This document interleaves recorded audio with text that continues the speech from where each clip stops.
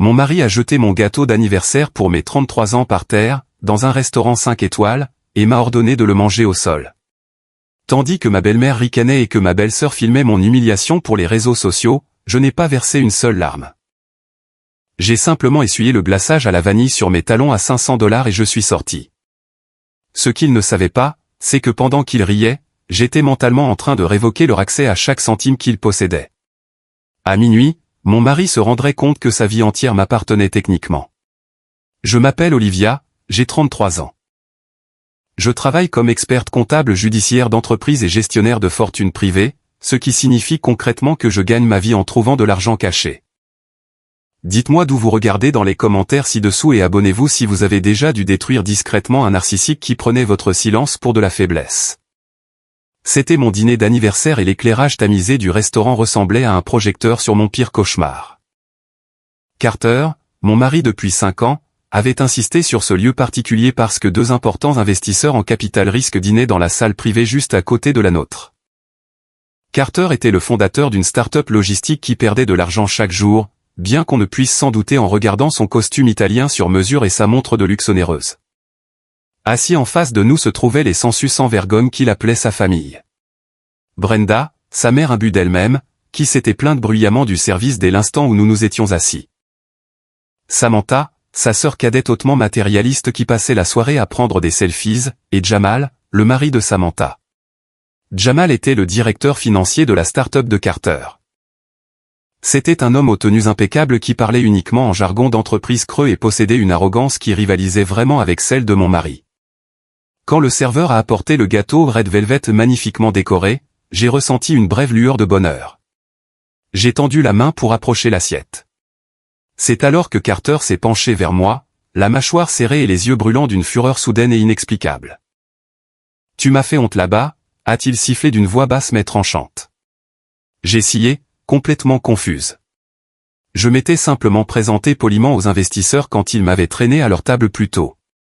Je n'avais pas assez souri. Apparemment, je n'avais pas ri assez fort à leur blague fade. J'avais échoué à jouer le rôle de l'épouse trophée obéissante et servile d'un fondateur visionnaire. J'étais fatigué, Carter, ai-je chuchoté doucement, essayant de maintenir la paix. Je voulais juste un bon dîner. Un bon dîner? Carter a soudainement élevé la voix, attirant l'attention des tables voisines. Tu ne mérites pas du tout un bon dîner. Tu es un poids misérable et ingrat autour de mon cou. J'essaie de bâtir un empire massif, et tu n'es même pas capable de faire un faux sourire pour m'aider à sécuriser mes financements. Avant que je ne puisse assimiler ces paroles haineuses, son bras a jailli. Il a violemment balayé la lourde assiette en céramique de la table. Le bruit de la porcelaine brisée a résonné dans l'élégante salle.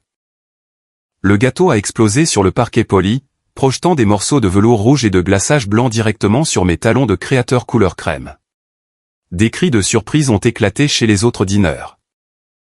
La musique du piano semblait soudain étouffante dans le silence de mort qui a suivi à notre table. « Mange-le par terre », a craché Carter, ajustant sa veste comme s'il venait de chasser une mouche. C'est exactement sa place. J'ai regardé le gâteau ruiné, puis les visages de ma belle famille. Brenda n'était pas du tout horrifiée. Elle s'est adossée à sa chaise avec un rictus méprisant. Eh bien, elle a toujours été ingrate. Carter, tu lui offres un dîner magnifique et elle gâche ton humeur. J'ai jeté un coup d'œil rapide à Samantha. Elle avait sorti son smartphone et le voyant rouge d'enregistrement clignotait. Elle filmait mon humiliation publique avec un sourire aux lèvres. À côté d'elle, Jamal secouait la tête avec une fausse pitié, ajustant sa cravate en soie. Il me regardait comme si j'étais une employée pathétique qui venait d'être licenciée à juste titre. Il s'attendait à ce que je pleure.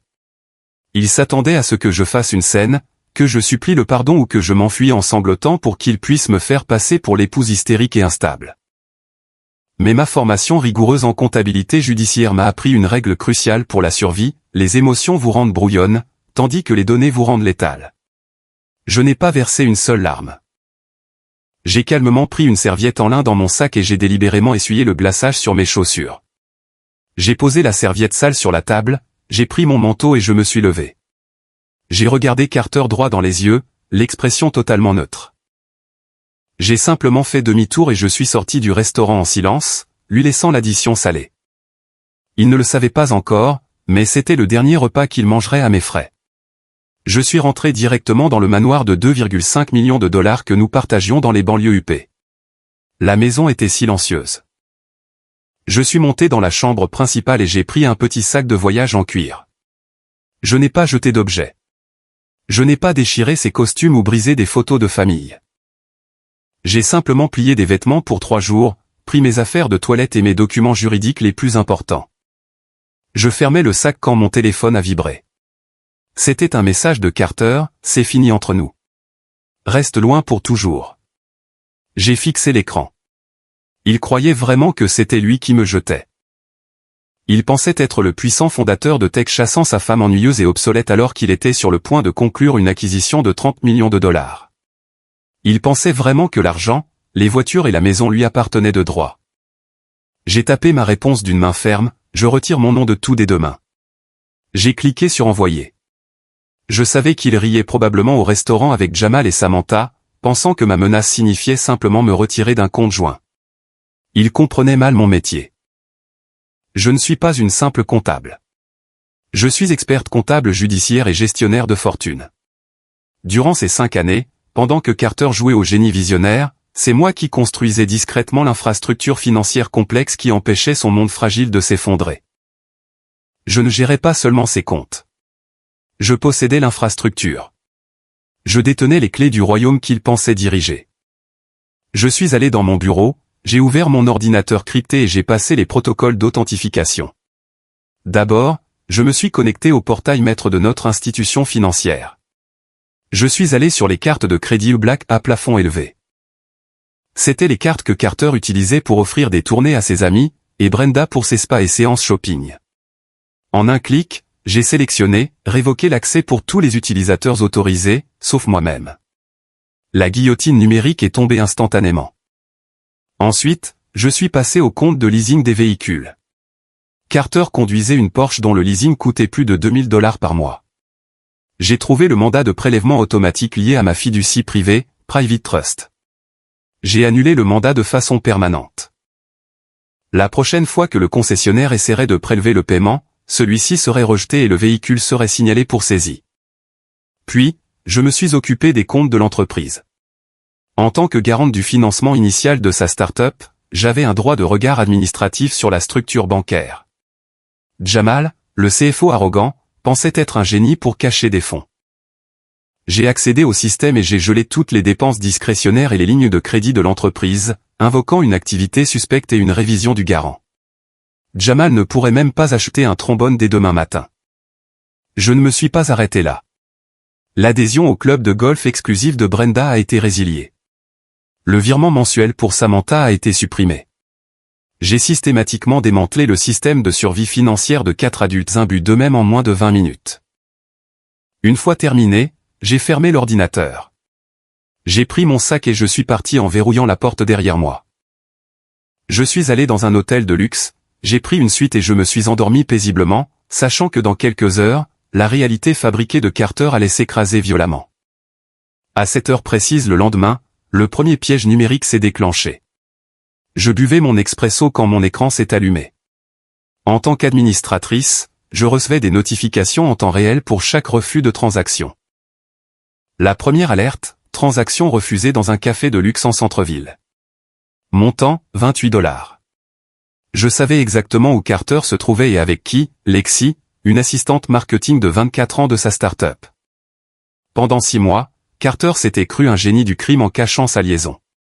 Il utilisait les fonds de l'entreprise sous couvert de frais de représentation pour lui offrir des dîners.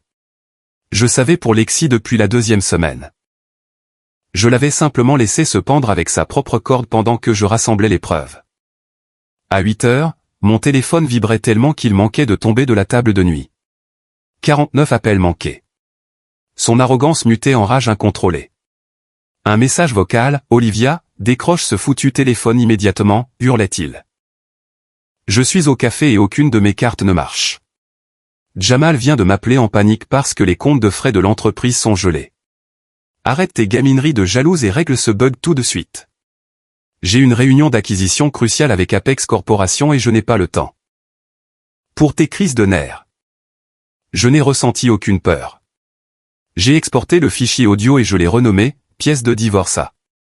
Moins de 5 minutes plus tard, Jamal a appelé. Je n'ai pas dit bonjour, j'ai écouté. Il s'est lancé dans un monologue condescendant, m'accusant des interférences délictueuses et de rupture de mes devoirs fiduciaires. Il a menacé de faire révoquer ma licence de CPA, expert comptable, si je ne rétablissais pas l'accès en 60 secondes. Je l'ai laissé parler jusqu'à ce qu'il soit à bout de souffle. Puis j'ai expliqué calmement que ce n'était pas un bug. J'ai rappelé à Jamal qu'en tant que garante principale du prêt des investisseurs providentiels, je détenais le droit légal de déclencher une clause de remboursement anticipé, call provision. Je lui ai dit que je l'avais fait à 6 heures ce matin. Une clause de remboursement anticipé signifie que le prêteur peut exiger le remboursement total et immédiat du prêt. Je venais de rappeler légalement un prêt commercial de 500 000 $. Comme la start-up n'avait pas cette somme en liquidité, la banque a instantanément classé l'entreprise comme risque de défaut sévère et a tout gelé. Jamal a bégayé, réalisant qu'il avait négligé la clause la plus dangereuse de leur structure de dette. Tu as 24 heures pour trouver un financement alternatif. Bonne matinée, Jamal, ai-je dit avant de raccrocher. J'ai entendu la voix étouffée de Carter en arrière-plan criant qu'ils devaient aller au manoir pour affirmer leur domination et me mettre à la porte. J'ai quitté l'hôtel et je suis retourné à la maison pour préparer le terrain. J'avais environ 45 minutes. J'ai préparé un double expresso et je me suis assise sur le canapé en cuir blanc, face à l'entrée. Pile à l'heure, la Porsche de Carter a pilé dans l'allée. Il est entré le premier, suivi de Jamal, Brenda et Samantha. Brenda n'a pas attendu, elle a commencé à jeter mes manteaux de créateur sur la pelouse en hurlant que j'étais une chercheuse d'or pathétique. Samantha filmait, se moquant du fait que je ne verrais jamais un centime de l'argent d'Apex. Carter se tenait au-dessus de moi, exigeant mes clés. Annule le gel ou je demande à Jamal d'appeler la police pour violation de domicile. Jamal a ajouté, tu as surestimé tes forces, Olivia. Tu n'as aucun levier ici. Je n'ai pas bronché. J'ai bu mon café et je les ai laissés hurler pendant 10 minutes jusqu'à ce qu'ils soient épuisés. Avez-vous terminé, ai-je demandé doucement. J'ai ouvert ma mallette et j'ai sorti une pile de documents juridiques avec un sceau rouge du comté. Je l'ai posé sur la table. Jamal a lu la première page. J'ai vu le sang quitter son visage. Il ne possède pas la maison, Carter, a chuchoté Jamal. L'acte n'est pas à son nom. Carter a ri. C'est ridicule.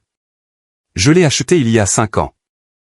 J'ai rappelé à Carter la crise financière qu'il avait traversée il y a 3 ans quand sa première entreprise avait échoué.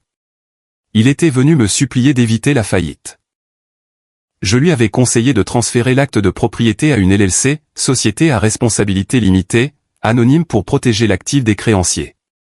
Il avait signé sans lire les petits caractères. Je suis l'unique propriétaire et directrice de cette LLC, ai-je déclaré. J'ai personnellement remboursé tes dettes avec ma propre fiducie. Tu es un locataire qui vit ici gratuitement. Ce papier est un avis d'expulsion légale de 24 heures. Tu as jusqu'à demain matin pour partir avant que le shérif n'arrive. Brenda s'est effondrée dans un fauteuil, se tenant la poitrine. Samantha a arrêté de filmer, son téléphone tombant sur le tapis. Carter a foncé sur moi, les poings serrés. J'ai simplement pointé du doigt le coin du plafond. J'ai fait installer des caméras de sécurité hier après-midi, ai-je dit. Les images sont envoyées sur un serveur cloud. Si tu me touches, je porte plainte pour agression criminelle. Bonne chance pour conclure ton deal à 30 millions depuis une cellule de prison. Carter était piégé. Prenez les sacs poubelles, a-t-il fini par cracher. On doit emballer nos affaires. Cela leur a pris 4 heures. J'ai regardé Carter sortir ses clubs de golf et ses valises. Après leur départ, j'ai fait changer les serrures. Le soir même, Samantha a appelé, essayant de jouer la médiatrice. Elle pleurait sur le sort de Brenda dans un motel minable. La famille ne filme pas l'humiliation de sa belle-sœur, ai-je répondu. Je lui ai alors rappelé la bague en saphir vintage de ma grand-mère disparue 2 ans plus tôt. Je lui ai dit que j'avais retrouvé les traces au mont-de-piété, elle l'avait vendue 3 000 $ pour un sac à main. Brenda l'avait couverte. Vous n'êtes pas ma famille. Vous êtes des parasites. Le ton de Samantha est devenu haineux. Jamal est 10 fois plus intelligent que toi. Il va déplacer les actifs avant le closing avec Apex. Tu n'auras rien. J'ai souri et raccroché. Je savais ce qu'ils allaient faire, essayer de cacher les actifs dans une société écran au Delaware. Le lendemain, Lexi m'a abordé en ville, portant une robe payée par l'entreprise. Elle m'a dit de m'effacer, car Carter avait besoin d'une partenaire qui comprenait sa vision. Je lui ai tendu un rapport comptable, Carter avait 1,2 million de dettes. Je lui ai montré que son bracelet en diamant à 10 000 $ avait été payé avec de l'argent détourné du fonds de retraite des employés. Quand les enquêteurs fédéraux feront l'audit, ils verront que tu as bénéficié d'une fraude, lui ai-je dit. Elle est devenue livide et s'est enfuie. Pendant que Carter se faisait rejeter par toutes les banques car son score de crédit était tombé à 410, Brenda découvrait à sa banque que son compte de retraite affichait 14,32 $. Carter avait utilisé une procuration signée par Ruth 6 mois plus tôt pour vider le compte de sa propre mère afin de financer sa start-up. Le soir même, Jamal a demandé une discussion de règlement dans un restaurant. Il m'a offert 100 000 $ pour disparaître et signer une clause de confidentialité, NDA. Il s'est vanté de sa société écran au Delaware, admettant sur mon enregistreur caché que le but était de me spolier de mes biens matrimoniaux. Je suis rentré à mon hôtel pour creuser davantage. Si Jamal était aussi imprudent maintenant, qu'avait-il fait par le passé? J'ai examiné l'audit original du financement de Série A, il y a 3 ans. Ma signature y figurait. Mais je n'avais jamais fait cet audit, c'eût été un conflit d'intérêts. Jamal avait falsifié ma signature et mon numéro de licence pour obtenir 10 millions auprès des investisseurs. J'ai contacté les investisseurs d'origine, dont un homme nommé Harrison. Quand je leur ai parlé de la combine au Delaware pour les évincer du profit, ils étaient furieux. Ils ont immédiatement rallié leur vote derrière moi. Aujourd'hui, 6 mois ont passé. Je suis dans mon nouveau pantouse de 5 millions. Carter purge une peine de 5 ans de prison fédérale. Jamal est assigné à résidence en attendant sa condamnation pour faux et usage de faux et fraude.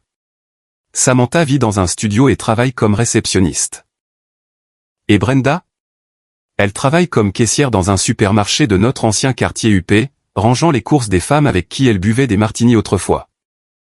J'ai reçu un email de Carter depuis sa prison, me suppliant de lui envoyer de l'argent pour du meilleur savon. J'ai simplement cliqué sur supprimer. Certains hommes pensent posséder le ciel simplement parce qu'une femme soutenait discrètement la terre pour eux. L'histoire d'Olivia nous enseigne une leçon importante sur le pouvoir et le contrôle émotionnel. Dans les relations toxiques, on croit souvent que celui qui crie le plus fort a l'autorité. Mais la vraie force réside dans le silence et la préparation. Olivia n'a pas donné à Carter la satisfaction de ses larmes. Elle a compris que les émotions vous rendent vulnérables, alors que les données vous rendent fatales. Parfois, la meilleure action à prendre est simplement de retirer le filet de sécurité que vous fournissiez. Sans vous pour réparer leurs erreurs, ils s'effondreront inévitablement sous le poids de leur propre arrogance. Ne donnez jamais votre loyauté ou votre santé mentale à des gens qui ne vous respectent pas.